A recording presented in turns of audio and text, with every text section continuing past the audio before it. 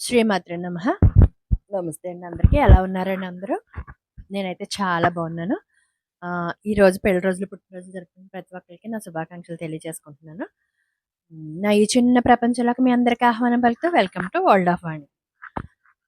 ఎవరైనా సరే నేను ఫస్ట్ చెప్పేది ఇదే, ఇక మీదట చెప్పేది కూడా ఇదే. ఎందుకంటే ప్రతి వీడియో కూడా ఫుల్గా చూడండి. మీకు అవసరమైన మాట ఉండొచ్చు, అవసరమైన విధానం ఉండొచ్చు, లేదా మీకు నచ్చొచ్చు. ఏదో ఒక పాయింట్లో మీరు కనెక్ట్ అవ్వచ్చు. మీరు కనెక్ట్ అయితే నాకు అంతకు మించి కావాల్సింది ఏం లేదు. ఎవరో ఒకళ్ళు మారితే చాలు నాకు. అంతకు మించి నేను ఈ ప్రపంచాన్ని మార్చేయడానికి కాదు. ఒక్కళ్ళు మారినా సరే నా వీడియోకి ఫలితం ఉంటదని నేను అనుకుంటున్నాను. ఓకే ఫ్రెండ్స్, మనం టాపిక్‌లోకి వెళ్ళిపోదాం.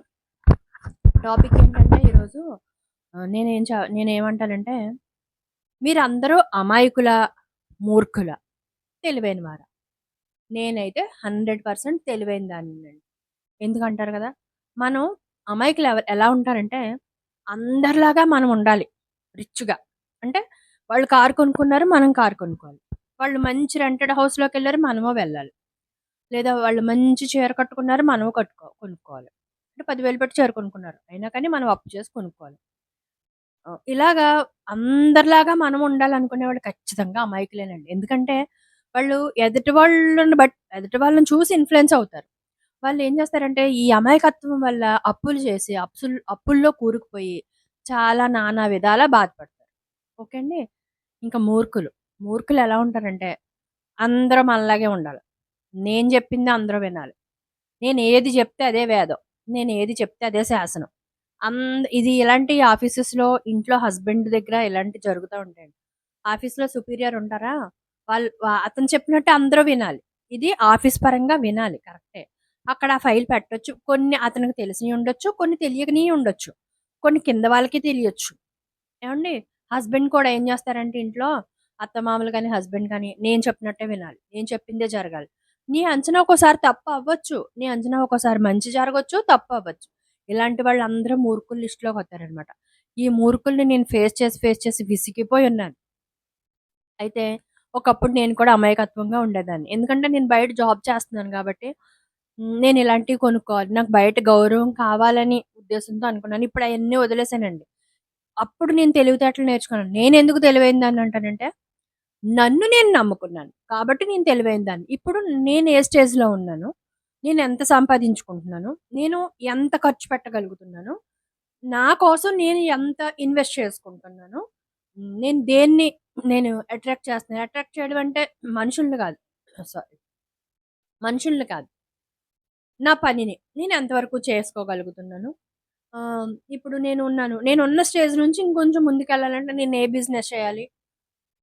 లేదు. నేను టైలరింగ్ చేస్తాను. లేదా బొటిక్ పెట్టాలనుకుంటున్నాను. దానికోసం నేను ఏం చేసుకోవాలి? అనే ఆలోచనతో ఇప్పుడున్నాను. కాబట్టి నేను తెలివైన దాన్ని. కదండీ!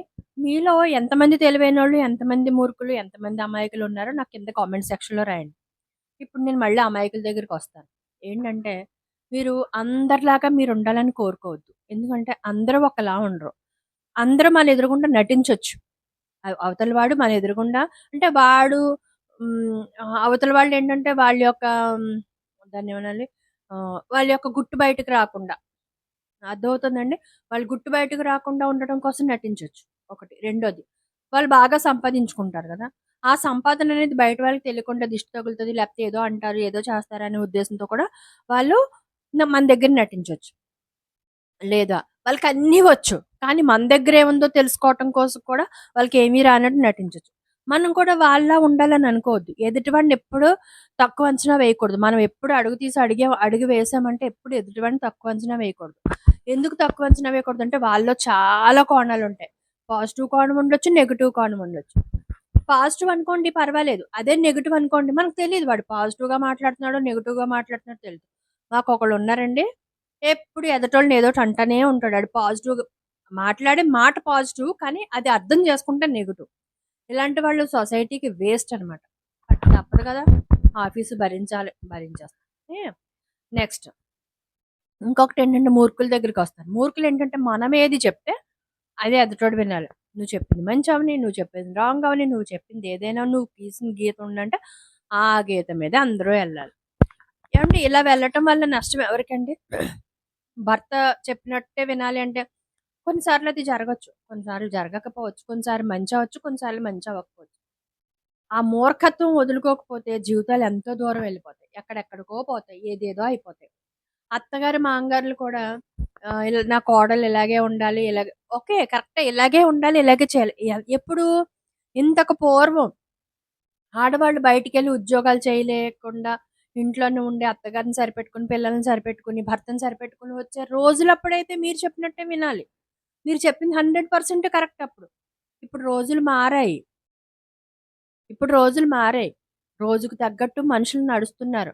బయట వస్తువులే ఒక రేట్ ఉండట్లేదు. బయటికెళ్తే ఒక బట్టలు కొనుక్కుంటే ఈరోజు కొన్న చీర రేపు రేట్ ఉండట్లేదు. అలాంటిది ఇంట్లో ప్రతీదీ నా మాటే వినాలంటే ఎలాగా? బయటికెళ్తే 100 జరుగుతున్నాయి. అక్కడ సిట్యుయేషన్ బట్టి ప్రవర్తించాల్సిన అవసరం అవుతది.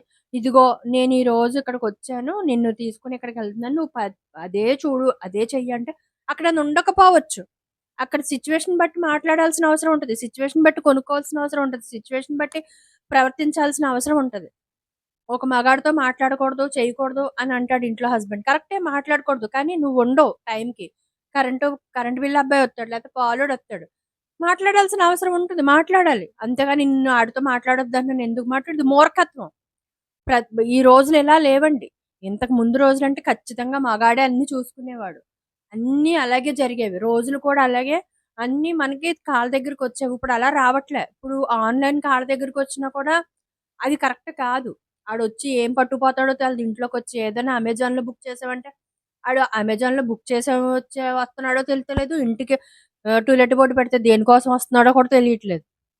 ఇంటికొచ్చి ఏమన్నా పట్టుకుపోతే మనం వెళ్లి కొనుక్కోవడం సేఫ్ కాబట్టి మనం వెళ్లి కొనుక్కుంటే అక్కడ సిట్యుయేషన్ బట్టి ప్రవర్తించాల్సొస్తది. దీనికోసం మూర్ఖుల్లాగా ఎవ్వరూ ప్రవర్తించకండి. ఇకపోతే తెలివైనోళ్ళ గురించి. తెలివైనోళ్ళేంటంటే వాళ్ళని వాళ్ళే నమ్ముకుంటారు. ఎవ్వరేమన్నా పట్టించుకోరు నాకులాగా.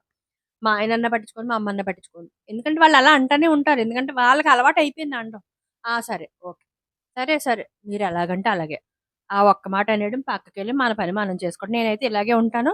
ఇప్పుడు దగ్గర దగ్గర ఇంతకుముందు చెప్తే వినేదాన్నండి. ఇప్పుడు వీడియో ముఖంగా చెప్తున్నాను వినట్లేదు. ఎందుకంటే వాళ్ళు చెప్పే దాంట్లో ఇంచుమించు కొన్ని కరెక్ట్ ఉండొచ్చు. కొన్ని కరెక్ట్ ఉండకపోవచ్చు. అది నేను బయటికెళ్తే బయట సొసైటీలో నాకు బ్రతకడానికి ఉపయోగపడకపోవచ్చు. కాబట్టి నేనేమనుకుంటానంటే, నేను ఎలా ఉండాలనుకుంటున్నానో అలా ఉంటాను. నేను బిజినెస్ చేస్తానని అన్నప్పుడు ఇంట్లో ఏమన్నారు? "ఆ! బోలెడు డబ్బులయిపోతాయి పెట్టగలవా? చేయగలవా? ఇంతకు ముందు పెట్టావు కదా! ఆల్రెడీ తీసావు కదా!" అవును. ఆల్రెడీ తీసేసాను. ఇంతకు ముందు పెట్టాను తీసేసాను. కొన్ని కారణాలున్నాయి దానికి. కారణం లేకుండా నేను తీయలేదుగా. ఇప్పుడు నేను నిలబడగలుగుతాను. ఇప్పుడు బయట బిజినెస్ చేయాలని లేదు. ఇంట్లో ఉండి ఎంతమంది చేయట్లేదు. నేను ఇంట్లో ఉండి కూడా బిజినెస్ చేస్తున్నాను.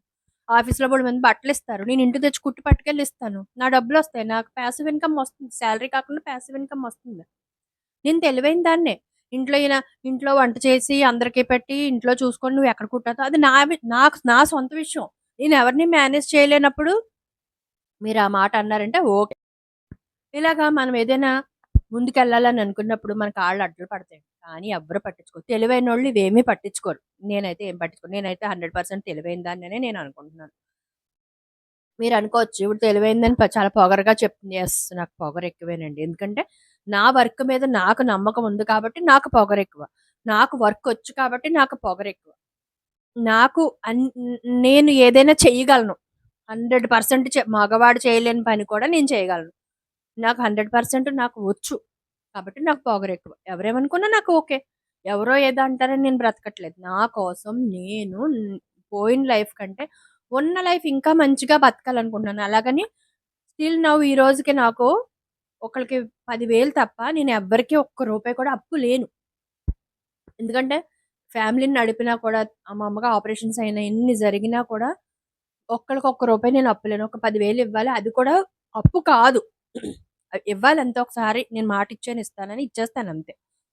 కాబట్టి నాకు ఈరోజు సింగిల్ అంటే నాకు అప్పు లేదు.